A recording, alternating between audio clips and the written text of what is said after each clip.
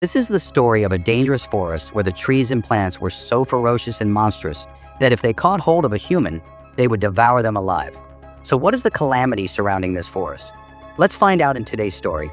As the movie begins, we see a girl running through the forest, terrified of something. She was in a horrible state, extremely scared, and we get a brief glimpse of the terrifying creature chasing her. Shortly after, the creature catches up to her, ending her story.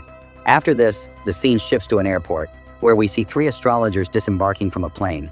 They had come to the same forest to search for something special.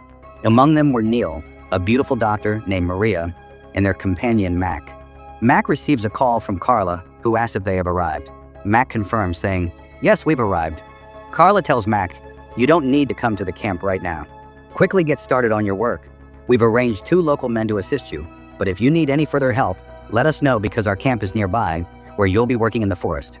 A little while later, Mac and his companions board a boat and head towards the forest to carry out their specific mission. Following this, we are introduced to Ben, a wealthy man.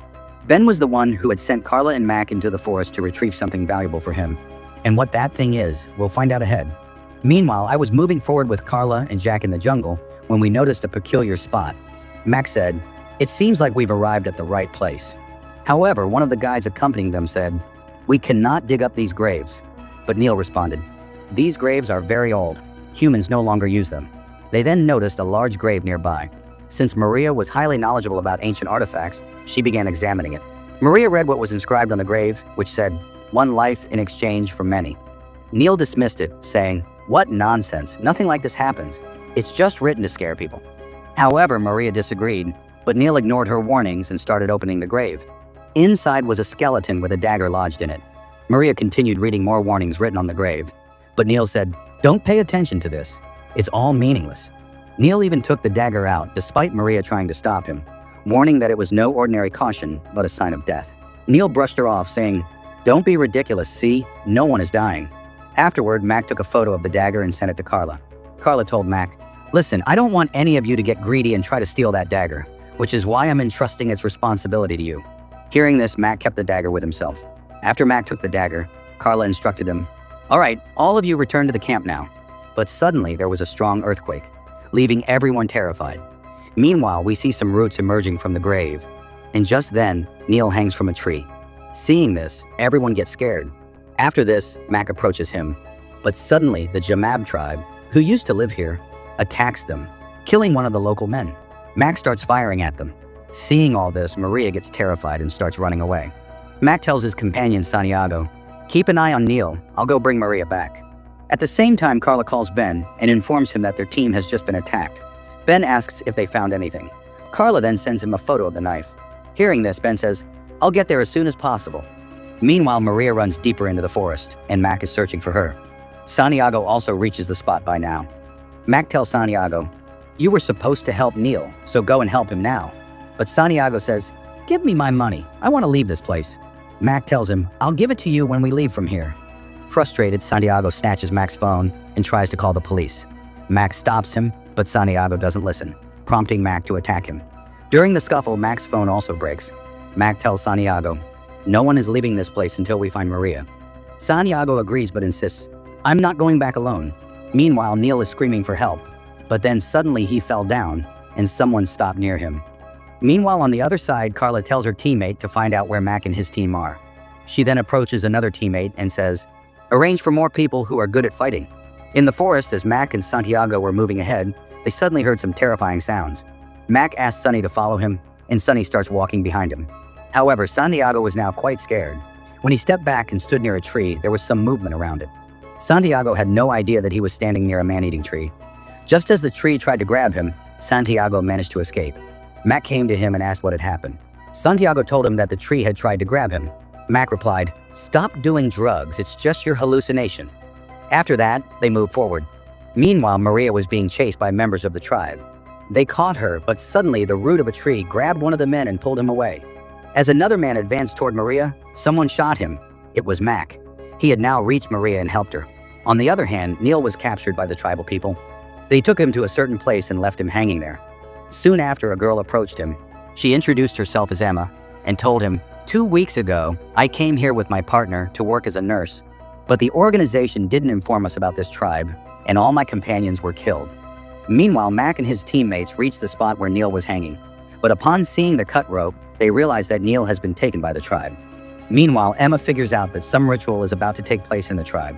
The tribe's people capture Emma and tie her to a special kind of stone. They prepare for their ritual, leaving her bound and alone. Neil asks them, "What are you doing?" But no one answers. Neil screams, begging them to let her go, but they ignore him. Suddenly, there is movement in the jungle. Neil is completely shocked to see some roots moving toward Emma. He becomes terrified as the roots wrap around Emma, and before his eyes, Emma is torn into 2 pieces. Neil is helpless and can do nothing. Meanwhile, Bane is advancing through the jungle with his companions when the tribe's people attack them, killing everyone. Bane calls Carla, asking for reinforcements, but the tribe attacks their camp too. The tribe's people despise outsiders interfering in their territory. Carla tries to escape but is captured and knocked unconscious by the tribe. A while later, Meg and Santiago arrived at the camp. Seeing the devastation and dead bodies, they realize that the tribe is behind all this. They search for a source to call for help. While checking some files in the camp, they discovered that several teams had been sent here before to work for Bane, but none of them ever returned. Now, once again, Mac decides to venture into the jungle to save his companion, Neil. On the other hand, the tribe was preparing to sacrifice Neil for their ritual. Since the tribe had also brought Carla to their camp, Neil tells her, "Look, these people are going to sacrifice me. I'll attack them, and you should seize the opportunity to escape." As soon as the tribe lifts Neil, he attacks them. Meanwhile, Carla quickly picks up a knife, but Neil is once again tied to the same rock. After that, the tribe chants their mantras again to summon the roots, and Neil is split into 2, just like before. Following this, it's Carla's turn. Witnessing all this was not easy for Carla, but with the help Neil gave her, she managed to escape. She runs to a tree and stands there, and just then, Ben approaches her. Carla, furious, yells at him, "Why didn't you tell us the whole truth about this tribe and these trees?" She begins to run away, but Ben stops her, saying, "Listen to me. I had no idea about this tribe or the trees." At that moment, Mac arrives with his team and orders Ben to raise his hands. Ben replies, "What nonsense is this? We're all teammates." To this, Maria angrily retorts, "You sent several other teams here before us, but you never told us about their deaths." Ben tries to justify himself, saying, "Forget all this. Just give me my knife." But Mac cuts him off, saying, "Shut up, raise your hands and step back." Ben responds, "All right, if you don't want to kill me, then go ahead and shoot." But just then, there's movement in the tree behind them, and everyone turns to watch it. The tree transforms into a demon. Seeing this, Mac starts shooting at the tree, but the tree uses its roots to stop him. Out of fear, Ben pushes Carla toward the tree. Witnessing this, Mac tries to save Carla by firing at the tree, but the tree swallows Carla alive. Just then, one of the roots pierces through Santiago. Mac quickly helps him and pulls him free. Night falls, and Mac tends to Santiago's wounds by cleaning them and wrapping them with a cloth. Shortly after, a large group of tribal people arrives and surrounds them. When Mac asks them why they are doing this, their only response is that they want to awaken their guardian. Mac asks, "Do you consider this demonic tree your guardian?" They reply, "No, it is the corpse you disturbed." Mac apologizes, saying they didn't know, and it was all their fault. Miriam, who understands the tribe's language, translates for Mac. She explains that in ancient times, outsiders would invade the tribe's land. To protect themselves, the tribe's elders used magic to bring the tree to life. The tree wiped out all the outsiders who intended to harm them. However, over time, the demonic tree started preying on the tribe members themselves. To counter this, the elders created a guardian to protect them from the tree. The tribe member strikes a knife on the ground, and Miriam explains that to save the tribe, this knife must be returned to the grave. At this point, the tribe members notice that the roots of a tree have started growing inside Santiago. Seeing this, Santiago becomes terrified. One of the tribe members says something to Maria, and she tells Mac that if the knife is struck on the guardian's grave covering soon, Santiago can be saved. Hearing this, Mac says, "I'll do it. Give me the knife." Afterward, they all head to the grave, and Mac strikes the knife on the corpse lying on the grave. However, Santiago screams in pain, and the ground begins to shake again.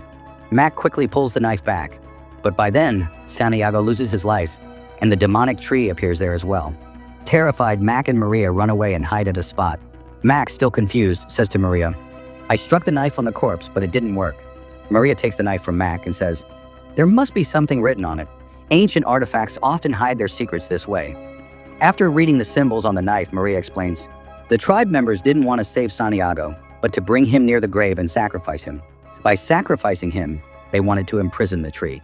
Hearing this, Mac becomes furious. Taking the knife from Maria, he storms off angrily, feeling betrayed by the tribe. He attacks the tribe members, believing this could save Santiago. Meanwhile, one of the tribe members captures Maria. Mac, in his rage, knocks one of the tribe members unconscious and places him near the grave. At the same time, another man arrives, bringing Maria with him and asks him to stop. He tells Mac to leave him, but at that moment, a bullet hits the tribal man, fired by Ben. Now Mac tells Ben to stop, but Ben shoots him in the shoulder. Maria also tries to stop him, but then Mac attacks Ben. A fight starts between the two, and during this chaos, the demonic tree also appears. So Mac quickly throws Ben onto the grave and sacrifices him, after which the demonic tree transforms into a normal tree. Now the ritual is complete. Only Mac and Maria survive, and the curse gets sealed back in the grave. With this, the horror story ends here. Subscribe to this channel for more stories like this.